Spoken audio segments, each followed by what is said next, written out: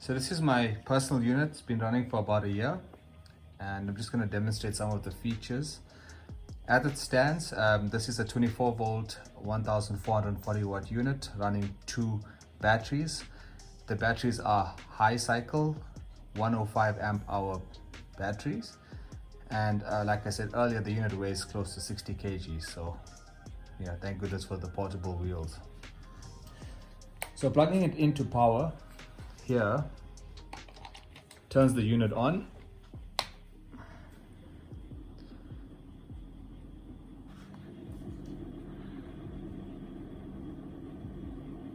So what you can see, the unit is currently off. It's just a display of your input power coming from your wall socket and the output power that it would produce if it were to move into inverter mode. On the bottom left, you've got your battery charge state. At the moment, these batteries are full, so you do have 100% of battery life. On the other side, you have the load, which also has steps of 25, 50, 75 and 100%, and that's the amount of power requested through the inverter. At the moment, there's nothing connected, so it's on its lowest point, which is 25%. I'm going to go ahead and turn the unit on now. The green light flashing also indicates that it's on AC power. The beep just informs you that it's now on. In your heads-up display, you get an online indicator showing that it's on AC current from your wall plug. I'm going to go ahead and simulate a power interruption, such as DB board tripping, load shedding, or any other power interruption, by disconnecting the main power plug off. So immediately the inverter kicks in, as it has a built-in uninterrupted power supply, or UPS.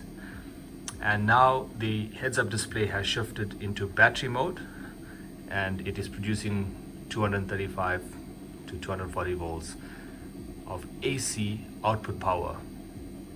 The unit does make a buzzing noise as the transformer is kicked in, and that's all normal.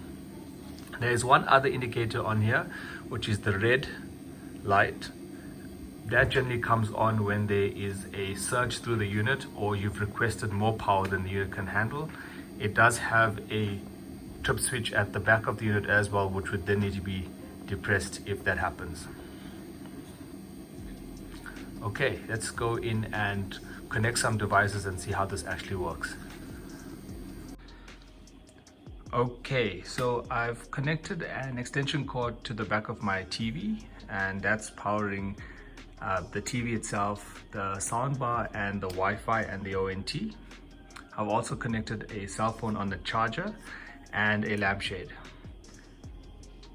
Currently, it is running on AC power through the wall.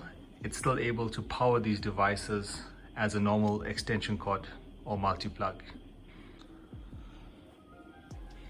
Okay, so we're running off wall power at the moment through the inverter. I've got the TV on, the Wi-Fi routers plugged in, got a lampshade running, and a phone charging. So I'm going to go ahead now and simulate the power interruption by disconnecting the AC power from the inverter. Notice the green light still flashing, showing that it is receiving AC power from your wall. And I'm going to go ahead and do that now. So we're now running off the inverter. The orange LED is displayed, and it's basically running off the battery power from the inverter. Notice the TV, Wi-Fi, and the lampshade had no interruption, and you can then continue as you were before. This is really helpful if you're working from home, and if you were on an online meeting, or you're in the middle of a gaming session or watching a movie and you experience a power interruption, you can continue without any disruption. So with the unit being plugged in, once your power resumes, there is a seamless transition back to AC power as well. So you won't have an instance where the unit continuously runs and drains the batteries. As soon as the power comes back on, go to AC power. Watch the orange LED switch to green.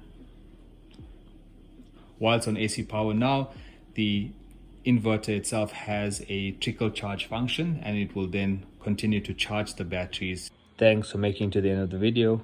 Here are a list of items which can be powered by these inverters. Primarily, this is a work from home solution. So things like your Wi-Fi routers, TVs, gaming stations, laptops and cell phones, your energy efficient lights such as your 10 to 15 watt LED bulbs. If you've got energy efficient water heating equipment, which are under 1440 watts, if you've got the larger unit, that can be used. We've powered things like electric blankets with it and fans. Things to stay away from: large fridges, kettles and toasters which have strong elements that pull a lot of power, hair dryers and geysers, very similar, washing machine as it's motor driven, and finally air conditioners. Thanks for watching the video, and I look forward to more videos with you.